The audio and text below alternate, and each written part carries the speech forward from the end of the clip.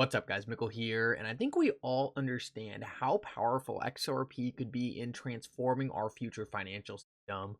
But one thing that very rarely gets talked about in our community is whether or not these big institutions need something like XRP. Well, guys, in this video, I want to show you a very interesting discussion between a bunch of central bankers and then show you exactly how XRP solves a critical problem that they are telling you they are having right now. Now, guys, the beginning of this video isn't going to be the most exciting when you listen to these central bankers talk. But guys, the more you're able to pay attention and understand what they are saying, the more you're going to benefit from the second half of this video, where I show you exactly how XRP solves the problem that they are talking about directly in this clip. Guys, this is one of those videos that is really going to level up your knowledge, and I highly suggest you stick around for this whole thing. Like always, guys, your support means so much to this channel. If you want to see more videos just like this, make sure to hit the like and subscribe button down below and turn on bell notifications. These three simple things go such a long way in helping this channel grow, and it really does mean so much to me. If you guys ever need a good place to buy some XRP, make sure to check out my favorite exchange, Uphold, down in the description of this video. Guys, Uphold has been blowing it out of the water recently with their new products, and I highly suggest you check them out if you haven't already. With that said though, guys, let's jump right into it, and I hope you guys enjoy the content. So guys, like I said, the beginning of this video isn't going to be the most exciting, but the more you can listen to what these people are saying and think about how XRP can solve their problems, the more beneficial the second half of this video is really going to be. I want you guys to listen to what these central bankers are saying are the biggest problems with our current financial system, and I want to show you guys how XRP directly solves this problem. Now, guys, this is so important to understand because XRP could have the best tech in the world, but if it's not actually solving a problem, no one's going to adopt it. This video is really going to help you understand what problem XRP is solving here, and guys, it is going to make you understand how valuable XRP could be in the future. Now, before I play you this video, it's important to understand XRP solves a lot more problems than just this. What we're really talking about is how XRP could help our financial system, specifically on the central bank level. But guys, that is a massive use case. It could drive so much value into the XRP ecosystem, and that's why I really want to talk about it in this video. So guys, let's start this off, and I want to play this clip, and we're not going to go through the entire thing, but I'm going to show you guys the most important part, and it's really going to lay out the problem that XRP can solve. And once I can break down for you guys why XRP solves this problem so perfectly, you guys are going to understand how much of a game changer it's going to be for our financial system. Listen up closely to this. I want to come back to the experience in India in a moment, but Ashwar, let me kind of tease out something that was implicit in your presentation. One of the big lures of digital currency is the potential reduction of costs, the potential ease of transaction, potentially more inclusiveness, the ability of individuals to have greater access to financial services. I mean, you're already seeing some of that playing out in China. And yet, all of this sort of incredible globalism is happening at a time when in the non-digital world, the opposite is happening. And this gets to the idea of legal frameworks and regulatory frameworks and how the digital economy in general is going to be regulated at a, forget about a global level, just a regional level. We're still teasing that out.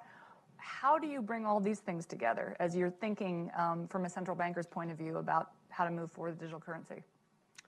I have little doubt, to be honest, that these gentlemen's august institutions and the Bank of Banks will be in business for hundreds of years to come. The question is what form they will have in the years to come. Certainly there is a lot of hype about how much could be transformed. I don't think, as I mentioned at the end of my remarks, that we're at the threshold of a big revolution, but it's going to be some significant changes in the future. And there are many positives, I think, to be taken from what is happening with digitalization of currencies. It will bring more activities out of the shadows into the formal part of the financial system. It will give people more access to the financial system, and that, I think, is a really important part if you think not just about financial markets but about the economy as a whole.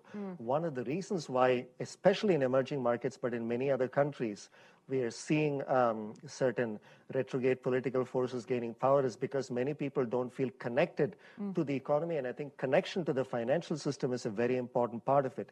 if you feel that the reforms in a country are going to benefit the elite who are connected and most of the others are left out, this is, I think, a very important part of that connection. So I think there is, at some level, really transformative power in the new technologies and as central banks adopt these technologies.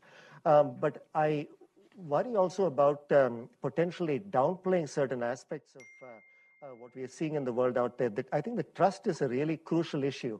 But one interesting question is whether verification can really take the place of trust. As Governor Ingves and Governor Patel correctly pointed out, it's very hard for banks which don't trust each other to have a mechanism that goes outside the central bank. But if you do have, as with the distributed ledger technology, a way of providing verification in a much more obvious way, one can think about central banks, maybe thieves working together, essentially getting together and creating a verification system where they can cross-verify each other. So guys, I'm going to cut it off right there and just read you that last statement for a second. Banks don't trust each other and they need a mechanism outside the banking system, maybe using DLT, so they can cross-verify each other and work together. So guys, that is critical, but it's also important to take into account what they said about decreasing costs and increasing access to the financial system.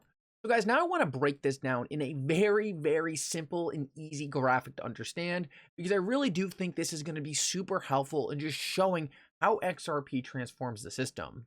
So guys, right now we have a ton of different banks, and pretty much all the dots on here, all these big guys, these are all supposed to represent banks. So guys, I want to start off and talk about access and decreasing costs and how XRP does that.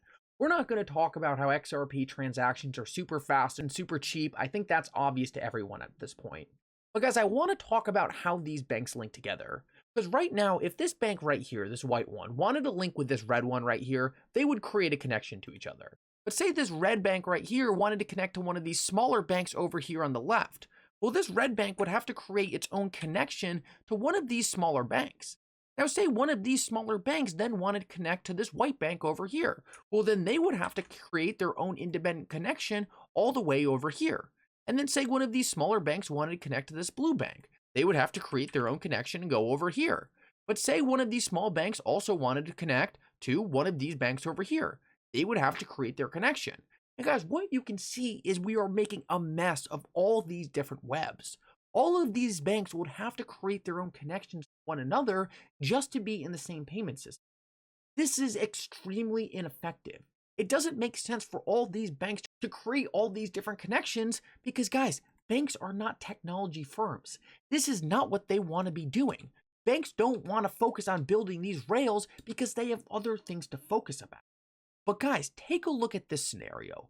What if instead of all these banks creating different connections to each other, what if instead they just all connected to the same liquidity source being XRP and all used XRP for those transactions?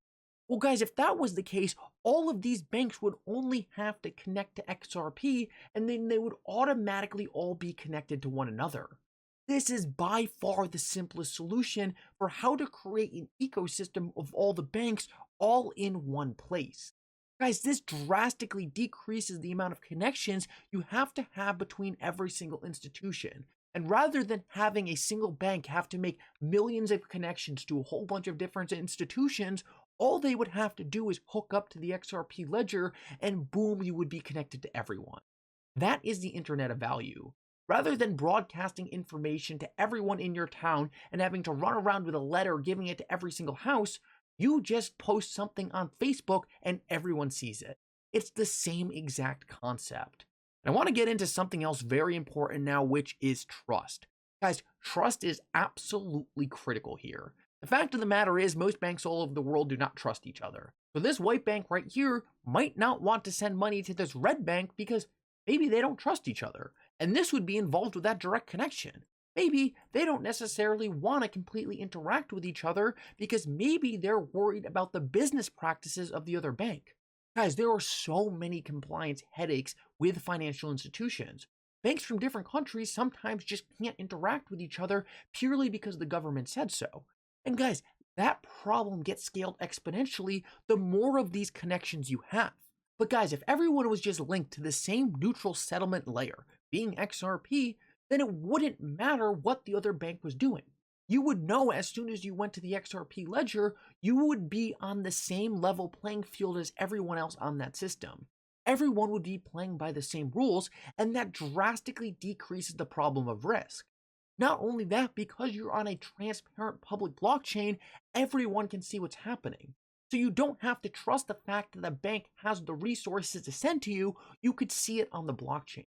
Having a public, transparent way to do these deals drastically increases trust and gets rid of a massive problem that these central bankers were telling you they had. Banks don't trust each other, and they need a mechanism outside the banking system so that they can work together.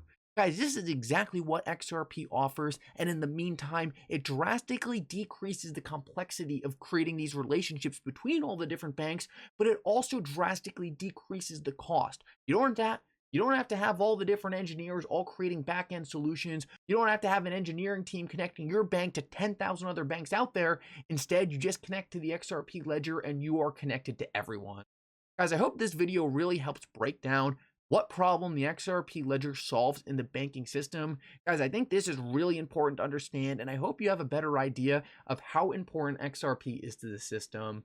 Anyway, guys, thank you so much for coming. If you enjoyed this type of video, make sure to like and subscribe. It really does mean so much. And for now, Mickle out.